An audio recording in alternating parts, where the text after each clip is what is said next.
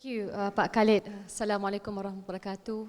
Very good afternoon to everyone. Dr. Surin Pitsuwan, of course, it was quite an experience and feel very honored to have you speak today. Dr. Sri Anwar Ibrahim, who came fresh from Putrajaya Federal Court. And of course, Han Yusan, thank you very much for actually allowing Muslim Democrats to speak out and up. And I wanted to touch upon those 300 million Muslims that Dr. Surin mentioned earlier on. Half of the people in Asia. And think about how do they view themselves in the biggest scheme of things. Are they feeling victimized? I don't think I can claim to speak on behalf of all the Muslims in Asia, but I think it's important to understand the predicament, the problem, before you actually saw solutions moving forward. And it's interesting to note, because the reality, whether it's mired in poverty, which is a problem in the region, I think all countries will not have a problem with this, recognizing that poverty is an issue for us to grapple with, but also the stark identification in terms of our ranking, whether it's through Freedom House or the Economist Democracy Index. Again, Western indexes. I don't want to claim these are the only indexes that matter, but from the ranking, Malaysia seems to be doing the best in terms of being an Islamic nation. Malaysia at 64 in the year 2012, Turkey 88. Dr. Taha, you have to advise the Prime Minister, we have to improve the ranking. Iran 158 and Saudi 163. Of course, Iran and Saudi are authoritarian by the description, and while Malaysia is a flawed democracy. So I think these rankings, of course, have an impact on us, on policymakers, whether you debate in parliament, on the society, on the non-governmental organizations or students. Because as Dr. Mazli mentioned just now, these are unfortunately indexes, part of a culture that we belong to, whether we like it or not. And moving from a perspective of a practitioner, we practice tahaluf siyasi. Actually, I would not comment much on Dr. Mazli because my colleague here, Dr. Zulkifli Ahmad, will respond fully to him. But for me, the problem we have is not so much in terms of a bottom-up support for democracy. In my own personal experience, we come from an opposition coalition that was breathed into life by the people's support. We did not contest as a coalition back in the year 2008. We only decided to come together as a coalition, which is now known as Pakatan Rakyat, because we were given support by the electorate when we denied 2/3 of the incumbent that particular election. So it was the voters that actually brought us together. And of course, when we came as a coalition, talks were abound of a tahaluf siyasi being practiced. Sometimes there are criticisms internally on the issue, but the point is, it was a bottom-up process. So for me, when thinking about these issues, whether it is through the Egyptian experience, because the last time when Penang Institute organized a talk, we had Tariq Ramadan, who was perhaps the first and foremost critique of the Arab awakening. He refused to term it as a successful revolution then.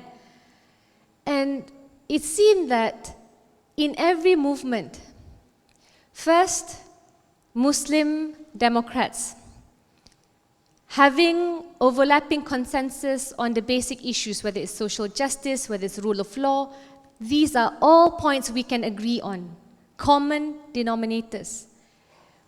But when the bottom up, the people actually express support for such principles of justice and such values in terms of institutionalizing democracy, it seemed that leadership fails them. So when Dr. Surin mentioned the points, first, tolerance. All fine and dandy, everyone loves tolerant society. Everyone loves to have an engaging discourse. But my issue is, and I would like perhaps to bring this forward, the need through legislation, through institutions, to ensure that tolerance is the name of the game.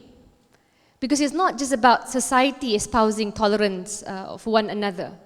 It's actually, we need safeguards, whether it's through legislation, whether it's through the various religious institutions we have in Malaysia, and whether it's through the government-sponsored non-governmental organizations, who I'm not sure are invited or came today.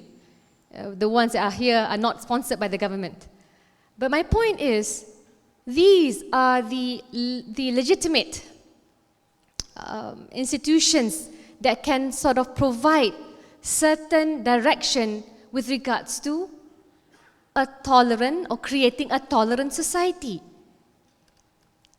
And when you have a suggestion, we were discussing very seriously about the need of a harmony bill.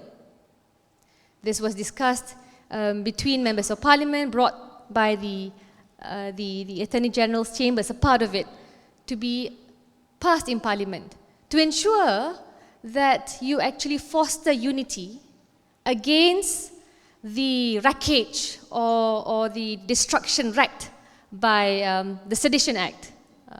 Dr. Zul and myself are, we belong to parties that keep falling victimized by this act. But the issue is legislation. So for me, through Egypt, the counter-revolution, what happened? Without that leadership, without the safeguards, whether it is through legislation, whether it is through institution, you have an entire generation committed to the principles of justice, equality, of democracy, left to be blown to smithereens. And to have that spirit being built again would be, not to say impossible, but difficult. So I wanted to know, because for me, these are clear-cut demands that we must make.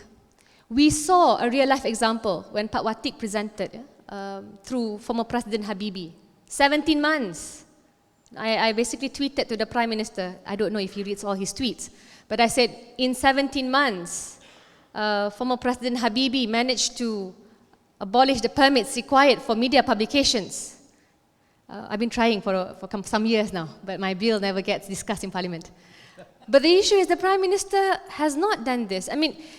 So if you have real-life examples, what was done in Indonesia, which is what we're enjoying, or at least from afar today, it is not something that it should be left for discussions between communities, between groups alone. It has to be something that must be brought to the mainstream, adopted by the government, and followed through by political will and actual execution. So I love the fact that we have been very philosophical, because in Malaysia, one of the reasons for the decline in education, because many philosophy is not being taught enough in universities. Those are not my words. These are the words of Professor Lee Hwa On of University Malaya, leading the charge against the Sedition Act in Malaysia. But he says, this philosophy, even in terms of critical thinking, even understanding, the basic word, tolerance, it encapsulates so much in our effort to move forward as a great nation, kinder, gentler, greater Malaysia. So I think, for me, what I would add on to what Dr. Surin excellently presented is actually the need for safeguards to exist in a country through legislation. And I hope, after Ganushi's experience, you must understand that was our last example, a shining example, beacon of hope. And then my concern is the practitioners of democracy, or those who term themselves as Islamists, will say, yeah, Ganushi did it right, but he didn't win the elections. So we might as well, shout and do it wrong. Pak Khalid's words, yeah? But I think, there therein lies the challenge to actually understand, yes, Ganushi did it right. Because in the long term, you have to see the outcome. You have to see the institutions that have been unearthed. Because we're not looking for the purpose of winning elections after elections, although everyone wants to be the AK party. I mean, everyone wants to win elections. But I think we were looking for more statesmen. And I hope that Muslims here, non-Muslims here can answer and heed the call and understand that so much as we should believe in certain precepts and ideals of democracy, much more needs to be done to pressure our own governments to provide these safeguards so that we emerge more tolerant, more humble, and able to survive and withstand the challenges, especially from the eyes of the 300 million Muslims living in Asia. Thank you.